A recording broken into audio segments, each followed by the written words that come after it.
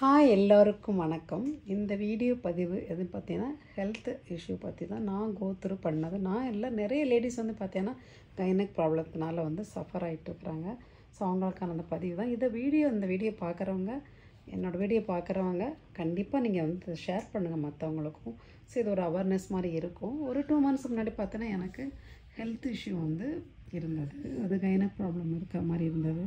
சரி, டாக்டர்கிட்ட போகணும் அப்படின்னு நினச்சிட்டு சரி ஓகே போகலாம். இதுக்கெல்ல சென்னையில் பெரிய ஹாஸ்பிட்டல். நான் வந்து ஒரு 15 years 20 years மேலே அந்த சேம் ஹாஸ்பிட்டல்லாம் போயிட்டு 25 years டாக்டர்ஸும் சேம் டாக்டர்ஸ் தான். நான் பார்க்குற டாக்டர்ஸ் எல்லாமே about 10 years பார்க்குற டாக்டர்ஸ் தான். ஸோ அந்த மாதிரி போயிட்டுருக்கப்போ எனக்கு கைன ப்ராப்ளம்னா மற்ற டாக்டர்ஸ் எல்லாம் பார்க்கணுன்றக்காக வந்து எல்லா டாக்டர்ஸும் பார்த்தாச்சு. எல்லாம் அவங்க ப்ரிஸ்கிரைப் பண்ணி அந்த டெஸ்ட்லாம் பண்ணி முடிச்சு எல்லாமே நார்மல் தான். நார்மல் மீன்ஸ் வந்து தைராய்டு இல்லாமல் வந்து தைராய்டு இருந்தது, அப்படி இருந்திருக்கு. அதை நான் தெரியாமல் வந்திருக்கேன் எனக்கு. அதே மாதிரி பார்த்தீங்கன்னா கால்சியம்லேருந்து விட்டமின்ஸ் எல்லாமே வெரி லோ லெவல், எல்லாமே ரொம்ப இந்த கண்டிஷன் போயிருந்திருக்கு. நான் ஹாஸ்பிட்டலில் ஒரு 5 years அந்த பக்கமே போகாமல் வந்ததுனால இந்த காம்ப்ளிகேஷன்ஸ் ஃபுல்லாக நிறைய இருந்திருக்கு எனக்கு.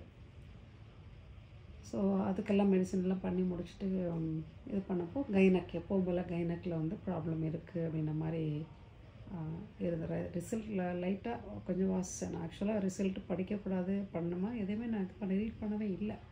பட் பார்த்துட்டு முடிச்சுட்டு டாக்டர் மட்டும் போய் சொல்கிறேன் நான், எனக்கு எதுவும் ஷேர் பண்ண வேண்டாம், நீங்கள் ட்ரீட்மெண்ட் மட்டும் எடுங்க, எனக்கு அதுக்கு ஒரு ட்ரீட்மெண்ட் மட்டும் பண்ணுங்கள் நீங்கள் அப்படின்னோடனே அவங்க சொன்னாங்க 5 years என்னை பார்க்க வராமன்ட்டு இப்போ திடீர்னு இப்படி வந்து சொன்னால் என்ன பண்ண முடியும் அப்படின்ட்டு. எனக்கு ரொம்ப அவங்க க்ளோஸ், அவங்க நிறைய ஷேர் பண்ணிப்போம். ஃபேமிலி ஹிஸ்ட்ரி, என்னோடய ஃபேமிலி ஹிஸ்ட்ரி ஃபுல்லாக ஷேர் பண்ணி அவங்க எல்லாத்துக்கும் சொல்லிகிட்டு இருப்பாங்க.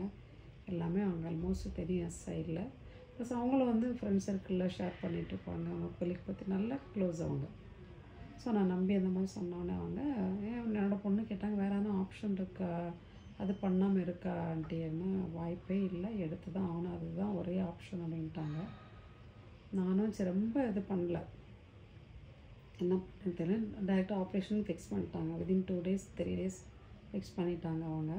ஸோ ஓகே, எனக்கு கம்பெனி இதெல்லாம் இருக்குது, ஸோ அந்த மாதிரி பண்ணணும், மணியெல்லாம் ரெடி பண்ணணும்னு சொல்லி பார்த்துக்கலான்னு சொல்லி பண்ணிகிட்ருக்குறோம். என்னவா இருக்குன்றப்போ வந்து பார்த்தீங்கன்னா ப்ராப்ளம் இருக்குது அப்படின்னாங்க. வேறு இது பயப்படக்கூடியது அந்த மாதிரி எதுவுமே கன்வின்ஸ் பண்ணவே இல்லை. அவங்க கூட கொஞ்சம் தான் பயமுறுத்துகிற மாதிரி ப்ராப்ளம் இருக்குது, இதை விட்டு அவர் வழியே இல்லைன்னொடனே பயங்கர ஸ்ட்ரெஸ்ஸு. சாப்பிட முடியல, தூங்க முடியல, யாருக்கிட்டையும் பேச பிடிக்கலை, யார்கிட்டையும் ஷேர் பண்ணவும் பிடிக்கல. 2nd ஸ்டேஜாக இருக்கும், 3rd ஸ்டேஜாக இருக்கும், அந்த மாதிரி தான் அடுத்தடுத்த வந்து இது வந்ததே தவிர வந்து இது இல்லவே இல்லை. என்ன பண்ணுறது, நம்ம சைடில் ரிலேட்டிவ்ஸ் எல்லாமே அந்த ரிலேட்டிவ்ஸ் நான் சொல்ல வருது பார்த்தீங்கன்னா என்னோட கூட பிறந்தவங்க ப்ளஸ் ஹஸ்பண்ட்ஸ் எல்லாம் பிறப்பாங்க. எப்படா அவங்க கீழே விழுவாங்க, ப்ராப்பர்ட்டி வந்து நம்ம பண்ணலாம், அந்த மாதிரி சுச்சுவேஷன் தான் என்னோடய சைடில் போயிட்டு இருந்தது. எனக்கு மட்டும் இல்லை, நிறைய பேருக்கு இப்படி தான் இருக்கும். அந்த மாதிரி யார்ட்டும் ஷேர் பண்ணவும் பிடிக்கல, முடியல. அதே மீறி வந்து பார்த்தீங்கன்னா சரி ஓகே, நமக்கு வந்தது நம்ம சைடில் இருக்க யாரும் வந்துடக்கூடாது, அவங்க சேஃபாக இருக்கணும், கொஞ்சம் ஷேர் பண்ணலான்றத ஒரு 1 week கழித்து அதை ஷேர் பண்ணிகிட்டு இருந்தது. ஓகே, இந்த மாதிரி அப்பவும் பெருசாக யாருக்கும் ஒரு இம்பேக்ட் இருந்த மாதிரி தெரியல. அப்போ தான் மனுஷங்களோட இது புரிய வந்துச்சுன்னு பார்த்தீங்கன்னா ஓகே, இது நம்ம ஆல்ரெடி எதிர்பார்த்தது தான், அது வேறு விஷயம். பட் இருந்தாலும் அது எதிர்பார்த்து உண்மை இதுதான் ரொம்ப கஷ்டமாக இருக்கலாம். அந்த மாதிரி இருந்தது. பழகினா அவங்க எவ்வளோ தேவலை அந்த மாதிரி இருந்தது. அவங்க அவ்வளோ கேரிங்காக இருந்தாங்க. எல்லாருமே தெரிஞ்ச ஒன்று நம்ம யார்கிட்ட ஷேர் பண்ணணும், அவங்கெல்லாம் கரெக்ட் டைம் டாக்டர்கிட்ட போனீங்களா வந்தீங்களா அந்த மாதிரி இருந்துட்டு இருந்தாங்க. சந்தோஷமாக இருந்தது அந்த விஷயத்தில். ஓகே, அப்படின்னா ஆப்ரேஷன் வந்து எங்கள் கம்பெனியில் சில ரீசனால் அப்ரூவல் ஆகாமல் இருந்தது. ப்ளஸ் எங்கள் கம்பெனி சொன்னாங்க, ஏன் நீங்கள் அங்கே இருக்க டாக்டர் சொன்னாங்க ஆல்ரெடி வந்து நீங்கள் ஏன் வந்து பார்க்கலை, மற்றது நீங்கள் கன்சல்ட் பண்ணணுமே, ஒரு பயாப்சின்னு ஒரு டெஸ்ட்டுக்கு அந்த டெஸ்ட்லாம் பண்ணிவிட்டு நீங்கள் இது பண்ணுங்கள். ப்ராப்ளம் இருக்குது, கேன்சராக இருக்க தான் சான்சஸ் நிறைய இருக்குது லேடிஸ்னால. பட் இருந்தாலும் நீங்கள் என்னென்னு பண்ணிக்கிறது பெஸ்ட்டு. நீங்கள் 5 years போகாமல் இருந்ததுனால மேபி நல்லா இன்க்ரீஸ் ஆகிருக்க தான் சான்சஸ் இருக்குது. பட் இருந்தாலும் வந்து நீங்கள் இதை பண்ணிட்டு தான் அதை பண்ணணும் அப்படின்ட்டு அவங்க சொல்கிறாங்க. எங்கள் டாக்டர் வந்து சொன்னால் அதெல்லாம் இங்கே சுற்றி அங்கே தான் வந்து நிற்குமா, ஸோ நமக்கு அந்த டெஸ்ட்லாம் தேவையில்லை அப்படின்ட்டாங்க. திடீர்னு பார்த்தீங்கன்னா என்ன தோணுச்சுன்னு தெரியல, நான் கிராண்ட்சன் பிறந்த ஹாஸ்பிட்டலில் அந்த டாக்டரும் கொஞ்சம் நல்ல ஃப்ரெண்ட்லியானவங்க தான். அவங்ககிட்ட போய் பண்ணலான்னு டிஸ்கஸ் பண்ணுறப்ப தான் ப்ராப்ளம் இருக்குது. பட் ஸ்டேஜ் வந்து 3rd மேலே போயிருக்க வாய்ப்பு இல்லை. ஸோ அதுக்கு மேலே போனால் தான் ஹீமோதெரப்பி அந்த மாதிரி பண்ண வேண்டியது இருக்கும். இது அந்த மாதிரி வாய்ப்புகள் இருக்காது. பட் நீ கண்டிப்பாக பயாப்சின்னு ஒரு டெஸ்ட்டு பண்ணிட்டு தான் இதை பண்ணணும். அதில் தான் உங்கள் ஸ்டேஜ் எல்லாம் தெரியும். நீங்கள் ரிமூவ் பண்ணிட்டீங்கன்னா வந்து எதுவும் தெரியாது. அந்த பயாப்சி பண்ணால் தான் எங்கெங்கே அஃபெக்ட் ஆகிருக்கு, வேறு எங்கெல்லாம் ஸ்ப்ரெட் ஆக வாய்ப்பு இருக்குன்னு அதில் தான் தெரியும் அப்படின்ட்டாங்க அவங்க. ஓகேன்னு எல்லாம் எடுத்து முடிச்சு எங்கள் டாக்டர் தான், என்னோடய டாக்டர் தான் அவங்க டேரெக்டாக ஆப்ரேஷன் தானே சொன்னாங்க இல்லையா. ஸோ அதே அதில் வேறு பிரான்ச் இருக்கும், அங்கே போயாச்சு. அங்கே போய் அவங்களும் ப்ராப்ளம் இருக்குன்னு தான் சொல்லிவிட்டு நம்ம கண்டிப்பாக அந்த டெஸ்ட்லாம் பண்ணணுன்ட்டு பயாப்சியோடு சேர்த்து இன்னொரு டெஸ்ட்டும் பண்ணாங்க. ஆப்ரேஷன் தேட்டரில் வச்சு தான் பண்ணுறது அது. எனக்கு வந்து பார்த்தா நல்லா பயந்தான். நான் சொன்னேன் இல்லையா, தூக்கெல்லாம் இது பண்ணல, பிள்ளைங்க என்ன பண்ணுவாங்க, ப்ராப்பர்ட்டிலாம் வந்து எல்லாம் இது பண்ணிவிடுவாங்களே, அந்த குழந்தைங்களாம் ஒரு செட்டில்மெண்ட் பண்ணணுன்ற அந்த பயத்தில் நிறைய இருந்தேன் பாருங்கள். நான் பண்ணிகிட்ருக்கும்போது தான் பயாப்சி பண்ணியாச்சு. பயாப்சி பண்ணப்போ திடீர்னு என்னோடய தெரிஞ்சவங்க கொஞ்சம் ஃப்ரெண்டு அவங்க மெசேஜ் பண்ணிகிட்டு இருந்தாங்க, இந்த மாதிரி என்னோடய வீடியோ ஒன்று உங்கள் இதில் வந்து ஷேர் பண்ணுங்கள் கொஞ்சம் யூடியூப்பில் அப்படின்னு பேசிகிட்டு இருக்கப்போ தான் நான் பண்ணுறேன். இந்த மாதிரி ஹாஸ்பிட்டலில் இருக்கிறேன்னா நான் ஆனால் என்ன ஆச்சுன்னா பயாப்சி பண்ணணும் அப்படின்னா ஒன்று. சரி நீங்கள் டிஸ்சார்ஜ் ஆகிட்டு வந்து எனக்கு கொஞ்சம் கால் பண்ணுங்கள் அப்படின்னாங்க. நானும் டிஸ்சார்ஜ் ஆகிட்டு வீட்டிலேருந்து கால் போனோம், அவங்களே ஆட்டோமேட்டிக்காக கால் பண்ணிட்டாங்க. டிஸ்சார்ஜ் ஆன அன்றைக்கே கால் பண்ணாங்க, பார்க்க வரேம்மா அவங்களான்ட்டு. அப்புறம் என்ன ஆச்சுன்னு அவங்க டிஸ்கஸ் பண்ணிகிட்டு இருந்தோம் நாங்கள். ஆனால் பார்த்து தான் சொன்னாங்க, இதே தான் அவங்களும் சப்போர்ட் பண்ணியிருக்காங்க. அவங்களுக்கும் இந்த மாதிரி தான் டாக்டர் வந்து கேன்சர் தான் இது அந்த மாதிரி சொன்னால் அவங்க ரொம்ப என்ன மாதிரியே அழுது புலம்பி 1 வீக் சாப்பிட பிடிக்கல, அவங்களுக்கு தூக்கமே இல்லாமல் வந்திருக்காங்க. அதை முடிச்சுட்டு பயாப்சி பண்ணியிருக்காங்க.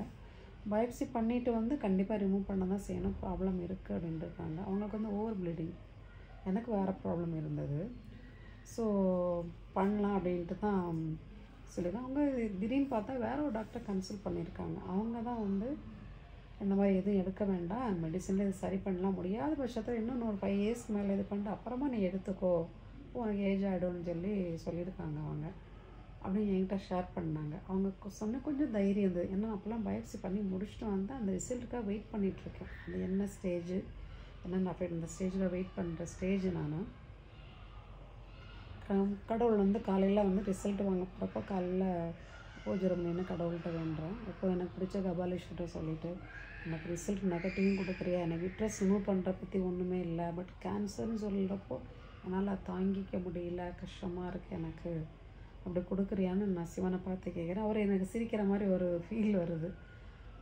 வந்து இப்படி வந்து கேட்குறியே நீ என்னை என்ன பண்ணுவேன், நான் பேராசைப்படாத அந்த மாதிரி அவர் சொல்கிற மாதிரி எனக்கு ஒரு இது இருந்தது. டாக்டரோட போயாச்சு, ரிசல்ட்லாம் வாங்கிட்டு போனேன். அதுக்கு முன்னாடி என் பொண்ணு வந்து அந்த ரிசல்ட்டை வாங்கி என் கிராண்ட்சன் பார்த்து டாக்டருக்கு அனுப்பி அங்கே கேட்டாங்க. அவங்க நெகட்டிவ்னு சொல்லிட்டாங்க. எனக்கு இருந்தாலும் நம்பிக்கை அந்த அளவுக்கு இல்லை. என் பொண்ணு சொல்லுது ஒன்றும் இல்லை மம்மி அப்படின்னு சொல்கிறாங்க. இருந்தாலும் எனக்கு ஒரு டவுட் இருந்துதான் இருந்தது. உள்ளே போய் என்னோட டாக்டர் எல்லாத்தையும் ரீட் பண்ணிவிட்டு கேன்சர் இல்லை, பட் இங்கே எங்கேயும் அஃபெக்ட் ஆகிருக்கு, உங்களுக்கு அதெல்லாம் நம்ம கண்டிப்பாக யூட்ரஸ் ரிமூவ் பண்ணி தான் ஆகணும் அப்படின்னாங்க அவங்க.